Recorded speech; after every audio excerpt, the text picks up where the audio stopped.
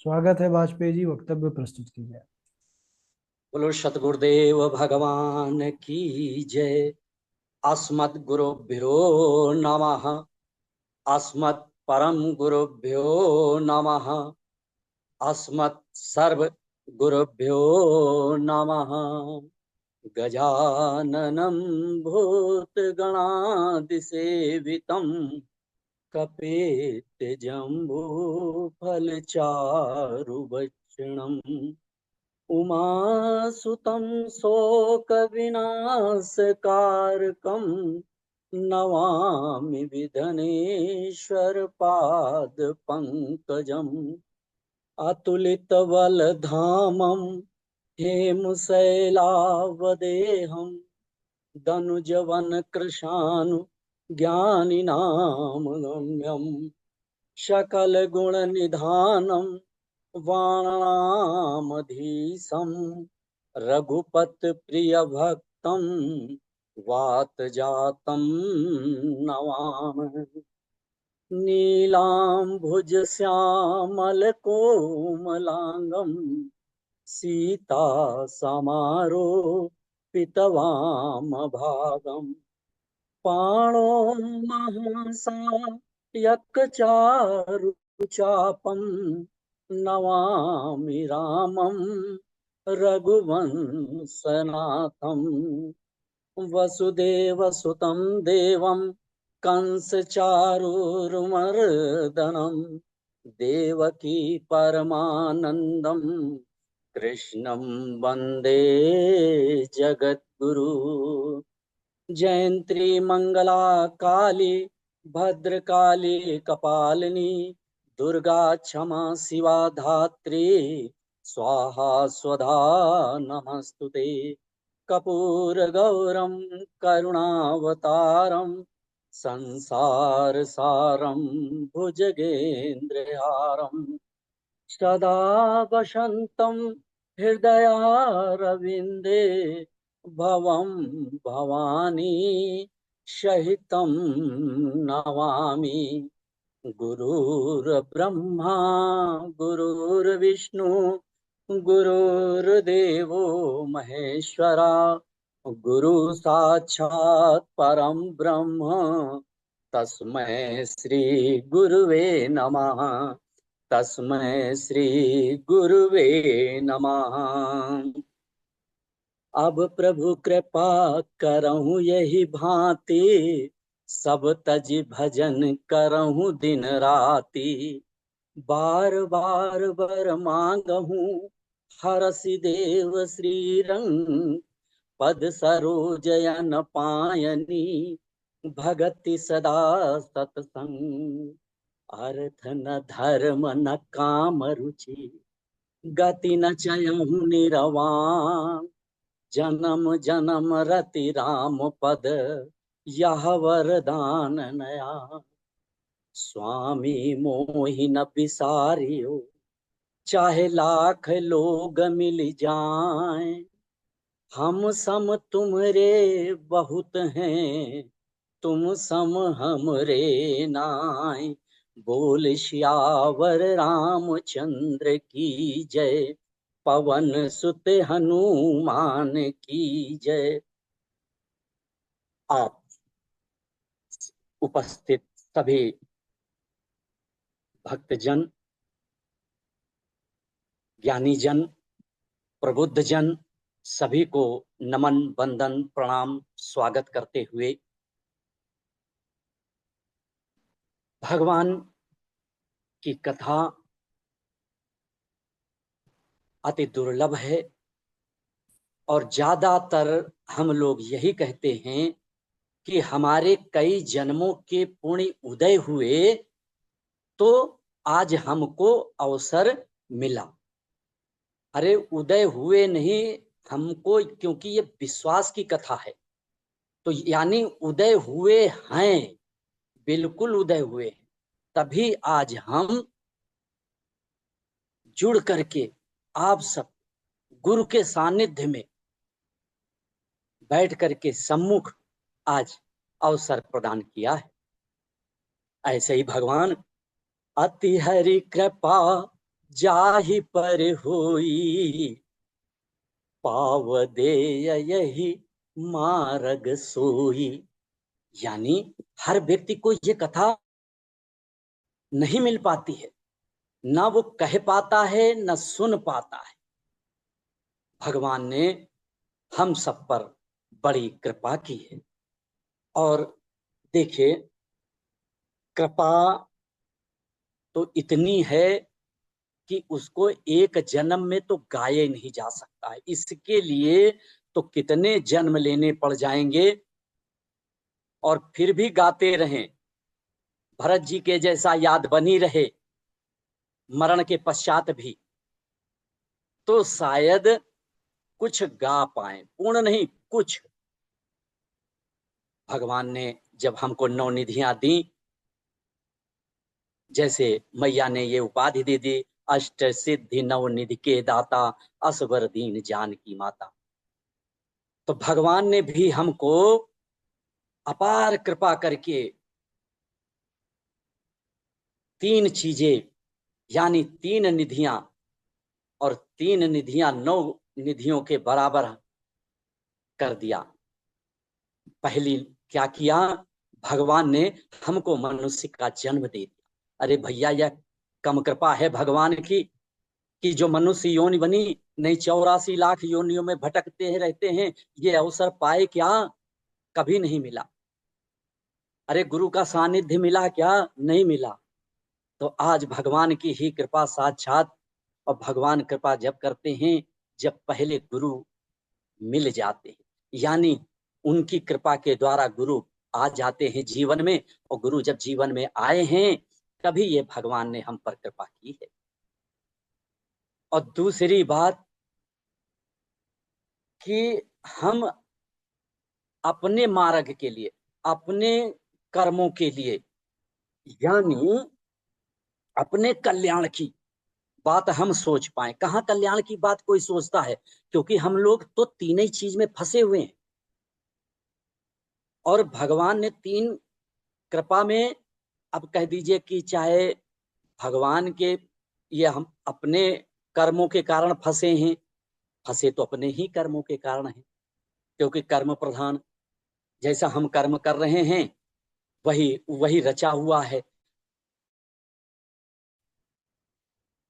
पेट, pocket और प्रजनन में तीन ही बात हमारे जीवन में चल रही। पेट, पॉकेट, प्रजनन, बस यही हम कर करके और अपना जीवन का अंत कर ले रहे हैं, कुछ नहीं पा रहे। और भगवान कह रहे हैं कि हमने भी, तुमने अगर तीन पा से किया है, यानी पेट पा, पॉकेट पा, प्रजनन पा, तो हम भी तुमको तीन पा दिए हैं, उनको तुमने बिसरा दिया। भगवान ने तीन पा कौन से दिए हैं? पहला पा दिया है पार्वती।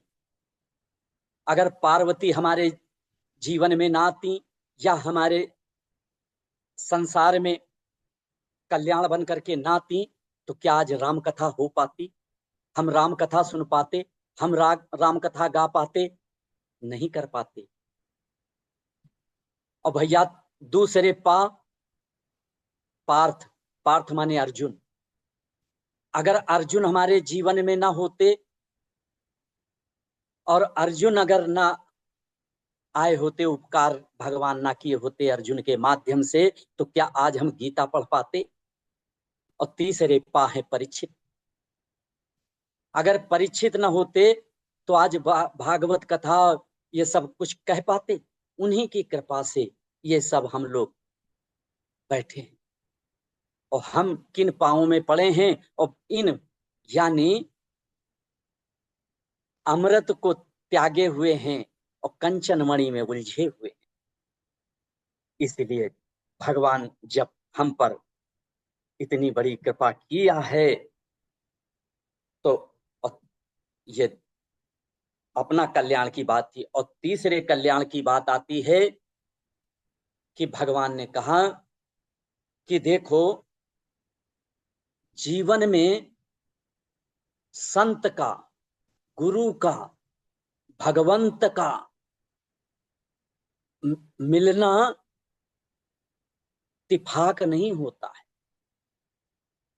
ध्रुव महाराज को नारद जी मिले थे, इत्तेफाक नहीं था कि इतने बड़े संत इत्तेफाक से मिल जाएं। किस्मत में था, भगवान की कृपा थी, बरस रही थी, तब गुरु को भेज दिए। और प्रथम गुरु उनकी माँ थी, और माँ जो थी यानी उनकी ध्रुव जी की माँ सुनीति जी, सुनीति जी ने अपने बच्चे को सुनीत की राह पे और गुरु बन करके उनके आगे आगे चली थी, तो आज गुरु के रूप में नारद जी उनको मिले थे। तो जब हमारे जीवन में संत का आगमन हो, देखो संत भैया दो होते हैं। एक संत कौन है? जो वो जो माथा पोते हैं, वो जो 16 माला पहने, वो नहीं, वो संत नहीं है। वो हम गेरुआ वस्त्र पहन लेने से कोई संत नहीं हो जाएंगे। हमारे कर्म प्रत्यक्ष दिखने चाहिए। लोग कहें,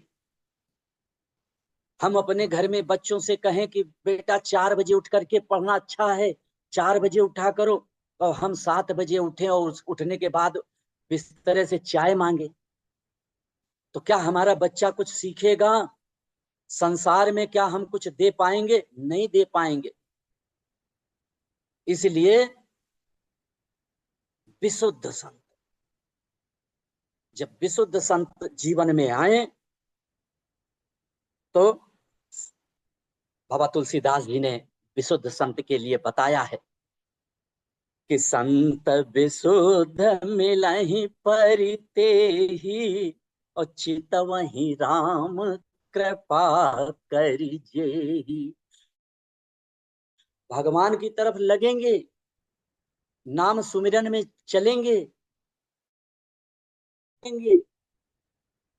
संत महात्माओं के संग में रहेंगे, उनके अच्छे गुणों को अपनाएंगे और अपना दिखाएंगे। भगवान शिव, भगवान राम ने क्या किया था? अरे रामचरित मानस रचि राखा, अपने हृदय में तो भगवान ने रच रखा था,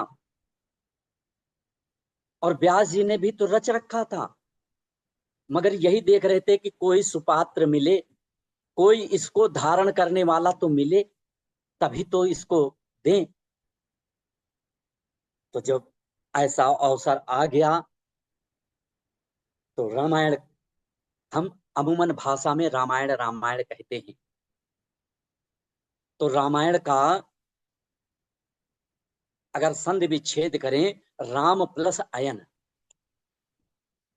यानी राम का घर। और भैया राम माने क्या होता है? भगवान। अरे भगवान तो है ही। राम माने होता है धर्म, और जब धर्म का घर हो जाए, यानी हमारा जो शरीर है ये राममय दिखने लगे, राममय हो जाए, दिखना अलग चीज हो गया, हमारे अंदर से भाव प्रफुल्लित होने लगे, जो कोई हमारी वाणी से सुने तो लगे उसको कि नहीं, इस पर भगवान की कृपा है, इस पर गुरुवर की कृपा है। और भैया, और जब हमारी भाषा से हो ना, तभी तो हम सीना तान के, लोग पूछेंगे कि भैया कहाँ से, तभी हम अपना सीना तान कह सकेंगे कि हम वहां से शिक्षा लिए हैं, श्री राम देशिक प्रशिक्षण से जुड़े हुए हैं। भैया हमारे गुरु का ऐसा सानिध्य मिला हुआ है कि हम उनके चरणों में बैठ करके ये कथा सीखी है। तो हमारा, तो वो भी व्यक्ति सोचेगा कि ये धरा पर भी कोई ऐसी जगह है जहां आज भी भगवान के ही गुण गाए जाते हैं, भगवान की ही चर्चा सुबह से शाम तक होती है, और कहीं हम पेट पाकेट प्रजनन में पड़े रहे तो जीवन अकारत हो गया। तो इसलिए जब भगवान ने कृपा करी है और सर्व पाप प्रसन्नम दुष्ट ग्रह निवारणम, हमारे सारे पापों को नष्ट करने वाले भगवान जब प्रत्यक्ष हों, अच्छा कोई कहे कि हमने भगवान को देखा, तो हमने तो देखा नहीं, किसी ने देखा, मगर हम ये जरूर कह सकते हैं कि हमने भगवान के रूप में साक्षात गुरु को देखा। तो गुरु भगवान का ही रूप है और गुरु ही हमारे पाप ताप संतापों को निखारता है, धुलता है, तब ये हीरा बन करके कोई कोई निकल पाता है। हम लोग तो भटके रह जाते हैं, मगर कोशिश करते हैं कि ध्रुव की तरह गुरु का नाम लेकर के चमके। तो गोस्वामी तुलसीदास जी ने मंगलाचरण गाया है और देखिए 7 श्लोकों में 9 देवताओं की गाथा गाई, उनको प्रणाम किया है और 7 कांडों की कथा प्रत्यक्ष दे दी है। तो जब ये 7 कांड हमारे सामने आए, बाल कांड, अयोध्या कांड, अरण्य कांड, कृष्णकंधा कांड, सुंदर कांड, लंका कांड, उत्तर कांड, यानी जैसे भागवत में जन्मादश, जन्म से लेकर के भागवत का पहला अक्षर जा और आखिरी अक्षर मां, यानी पहला अक्षर जन्म और अंतिम अक्षर परम, जन्म से परम की यात्रा भागवत करा रही है। और तो राम कथा भी हमको जन्म से, जब से हमने जन्म लिया, बालक कांड जन्म है, बालक कांड में क्या है, भगवान के जन्म की कथाएं हैं सारी। तो जन्म और हमको सारे जीवन का उत्तर, हमने अच्छा किया बुरा किया, किया कुछ नहीं किया, उनके सारे उत्तर उत्तर कांड में भगवान ने दे दिए। भगवान का कैमरा ऐसा है, लाख कोशिश करो कि हम नहीं किए, मगर भगवान तुरंत कैमरा दिखा देते हैं कि देखो किया कि नहीं किया। सब जगह तो झूठ चल जाएगा, मगर अब हम लोग देखो कैमरा बंद कर लेते हैं, किताब खोल लेते हैं और श्लोक या जो भी चौपाई कह देते हैं, मगर हम सोचते हैं कि गुरुजी समझ गए कि ये हमारा दिल जान रहा है कि याद नहीं है। अगर याद होता तो हमारा कैमरा खुला होता। यही हमारा पाप है, हम यही करते हैं। तो इस पाप करते करते कहां तक के चली जाती है ये राम कथा। देखिए भैया, सुख दुख तो सबके जीवन में आते हैं और ये कथा सुख दुख से भरी हुई है। जैसे हमारे जीवन में जो भी मनुष्य पृथ्वी पर, चाहे भगवान हो, देवता हो, देव धनुज मानव, कोई भी हो, अगर पृथ्वी पर जन्म लिया है तो वो सुख दुख से घिर गया है, यानी भगवान की माया ही से व्याप्त हो गया, भले ही भगवान क्यों ना हो, कोई भी हो। तो जब ऐसी सुख दुख की कथा, तो फिर हमको सुख खोजना चाहिए, फिर हम दुख क्यों में पड़े।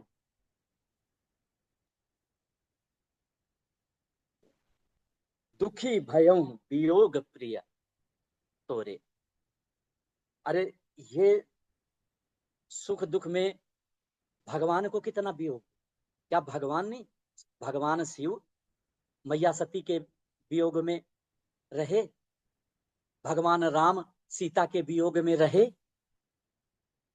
तो हम लोग कहाँ, कहीं भी तो नहीं आते हैं। तो इसलिए भगवान कहते हैं कि ज्यादा के चक्कर में ना पड़ो, थोड़े के चक्कर में पड़ो। अगर हम ज्यादा बोलेंगे, ज्यादा करेंगे तो उतने ज्यादा पाप में घिरते जाएंगे। तो भगवान ने 4 खंभ बनाए, 4 खंभों में इस कथा को छत डाल दी, यानी छत्र छाया बन करके अगर इन 4 नियमों को हम पालन करेंगे जीवन में तो हमारे पर भगवान की छाया रहेगी। कौन से 4 नियम हैं? पहला है खाओ पियो छको नहीं, कहो सुनो बको नहीं, देखो भालो तको नहीं, चलो फिरो थको नहीं। ये 4 खंभों की पर अगर हमने नियम पालन कर लिया तो भगवान कहते हैं कि सुख की छाया, यानी हम सुख की छाया डाल देंगे। जैसे धूप बहुत तेज निकली है तो हम धूप को तो नहीं रोक सकते ना, तो भगवान कहते हैं कि अरे छाता को ध्यान कर लेते, छाता ले लेते तो कुछ तो बचत हो जाती ना। ऐसे ही हमको बात बात पर के विचार करके चलना है, सावधान होकर के। कथा में बार बार सावधान सावधान सावधान की बात आई है। और देखिए एक बार यहाँ पे आया था ना, एक बार त्रेता युग माही, तो एक बार पूरी वैसे रामचरितमानस गाया जाता भैया, कोई कहे कि पढ़ा जाता, पढ़ा नहीं, गाया जाता। बाबा ने जितने सोरठा छंद दोहा चौपाई जो भी उसमें लिखा लगभग 24,000 हैं सब। तो 24,000 दोहा सोरठा श्लोक छंद मिला करके 24,000 हैं। 24,000 में गाया गया है, गा के बताया गया है। और ये गाने वाली, और जब गाने का जीवन में हमारे आ जाती है लय, तो फिर हमारा जीवन जो है बिल्कुल गाने के योग्य हो जाती है। और भगवान ने 41 बार, पूरी रामचरितमानस में 41 बार आया है, एक बार एक बार एक बार, यानी एक बार शब्द के लिए एक बार लिखने का मतलब क्या था? एक बार कि यानी सावधान हो जाओ, उस जगह सचेत किया गया है, इस जगह कथा का मर्म छुपा हुआ है। यहां अगर हम तो फिर आगे हमको चलने में आसानी हो जाती है। तो जब हमको आसानी, और जब हम भगवान के चरित्रों को सुनते हैं तो गा लेते हैं। जब गाने की बात आ गई है, रामायण गाने वाली है, तो गाने का उद्देश्य नहीं है रामचरितमानस सुनते हो तो, रामचरितमानस सुनते हो तो राम तुम्हें भी बनना होगा। चलो राम के पद चिन्हों पर अब इतिहास बदलना होगा, अब इतिहास बदलना होगा। अगर भैया हमने केवल पढ़ लिया और चलो हम कहते हैं गा भी लिया, और गुरुवर की कृपा से हमको व्यास तक पहुंचा दिया, और पहुंचाने के बाद हम अगर पेड़ा केला सेब, तो फिर कहाँ रह गया? किसने क्या चढ़ाया क्या किया? हम अगर यही इसी में रह गए तो फिर कथा नहीं मिलेगी। हाँ, केला सेब संतरा जरूर हाथ लग जाएंगे, बाकी कथा नहीं, गुरुवर की कृपा नहीं मिल पाएगी। अगर कृपा को पाना है और जीवन ज्योति में जलाना है, तो ज्योति जलाने के लिए तो फिर त्याग की आवश्यकता है। और नहीं तो जीवन तो निरर्थक, जब तक तेल दिए में बाती जगमग जगमग हो रहा, जल गया तेल बुझ गई बाती ले चल हो रहा। कोई भैया पूछने वाला नहीं है, क्योंकि हमने अपने जीवन में कुछ पूछने लायक किए ही नहीं, तो कौन पूछेगा? इसलिए बड़ी कृपा है भगवान की जो ऐसी कथा दिया है। और इस कथा में 4 वक्ता भी हैं, 4 श्रोता भी हैं, और अब शिव जी, काकभुसुंडी जी, याज्ञवल्क्य जी और तुलसीदास जी, उधर श्रोताओं में आ रहे हैं भवानी जी, गरुण जी और भरद्वाज ऋषि जी और तुलसीदास जी का मन। तो जब चार वक्ता, चार श्रोता हैं, और वैसे भी देखिए शिव कथा दो ही लोगों से शुरू हुई, तो कभी भी हमारा मन ये ना जाए कि यहाँ पे हम ज्यादातर ये सोचते हैं कि कथा में भीड़ इकट्ठा हो। अरे भैया, भीड़ नहीं के बारे में सोचना है, सोचना केवल ये है कि हमारा मन जैसे स्वांता सुखाए। बाबा तुलसीदास ने यही कहा था ना, स्वांता सुखाए। हमारा मन, हमारे, हम अपने सुख के लिए कर रहे हैं कथा, हम अपने सुख के लिए। तो हम जीवन में अगर इस सत्संग से जुड़े हैं तो तो उस जगह पे जब हम अपने सुख के लिए जुड़े हैं तो फिर ये भीड़ भाड़ न देखें। केवल शिव कथा दो व्यक्तियों से शुरू हुई है, तो दो ही लोग अगर मिल जाएं और हम भावपूर्ण कह लें और भावपूर्ण सुन लें, कभी सुनने का अवसर आ जाए। सबसे ज्यादा लड़ाई यही तो है कि भैया सुनता नहीं, हर व्यक्ति सुनाना चाहता है। यही तो हम सब परिवारों में भी लड़ाई है, हर व्यक्ति यही कह रहा सुनते सुनते। बाप कह रहा बेटा नहीं सुनना, बेटा कह रहा बाप नहीं सुनना, पति कह रहा पत्नी नहीं सुननी, पत्नी कह रही पति नहीं सुनना। यानी सब एक दूसरे पर आरोप प्रत्यारोप लगा रहे हैं, अपने को हम नहीं सुधार रहे हैं, आरोप प्रत्यारोप में फंसे हुए हैं। तो भैया ये सतयुग, त्रेता, द्वापर, कलयुग की कहानी कलयुग में आई है कि त्रेता युग की बात है। सतयुग में तो कितना कष्ट है, ध्यान द्वारा होता है, और त्रेता में यज्ञ आदि आप करिए, और द्वापर में तो पूजा पाठ करिए। मगर कलयुग में सरल नहीं है। हम लोग कहते हैं ना कि कलयुग केवल नाम आधारा, सुमिर सुमिर भव उतरई पारा। अरे वो भैया, विचार भी तो कभी किया करिए कि सुमिरन करना कैसे होता है। ऐसा थोड़ी होता हम पूजा कर रहे, घंटी बजा रहे, देखो दूध वाला आया है। अरे दूध वाला आए, मन तो हमारा दूध वाले में रखा है, ये सुमिरन नहीं है। सुमिरन के लिए 6 बातें अगर हमारे जीवन में आएंगी तो फिर यही कलिकाल न साधन दूजा, और जोग यज्ञ जप तप व्रत पूजा। यानी 6, जोग, यज्ञ, जप, तप, व्रत, पूजा, ये 6। अरे 6 आसान हैं, इनको जब हम पूर्ण करेंगे तब भावपूर्ण कथा में हम जा पाएंगे। और जब हम ये 6 काम कर लेते हैं तो हमारे मुख से क्या निकलता? जय जय राम कथा, जय जय राम कथा, जिसे श्रवण कर मिट जाती है, जिसे श्रवण कर मिट जाती है, जन्म जन्म की व्यथा।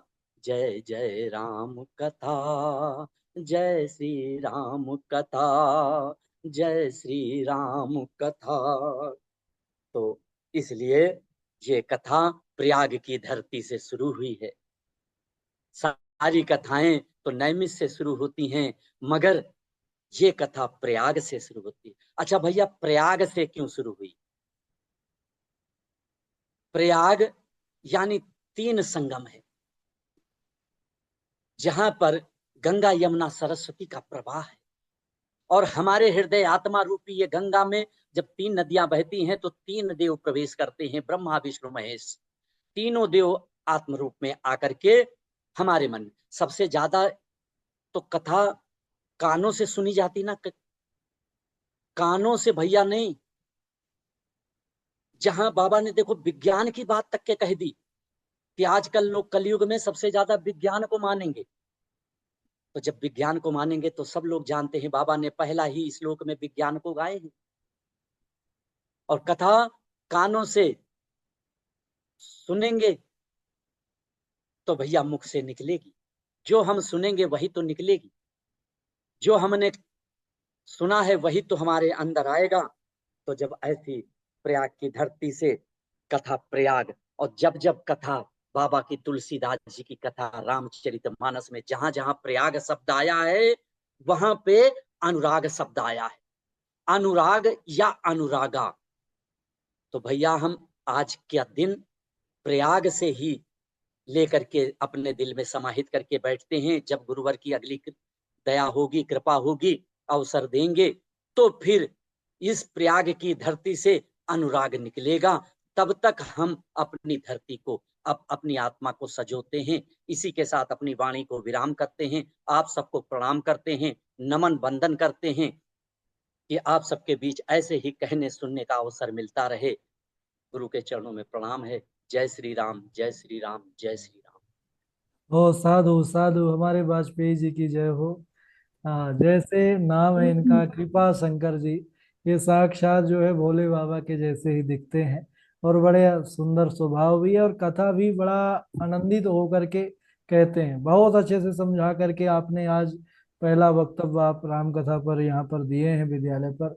बहुत आनंद आया हमको।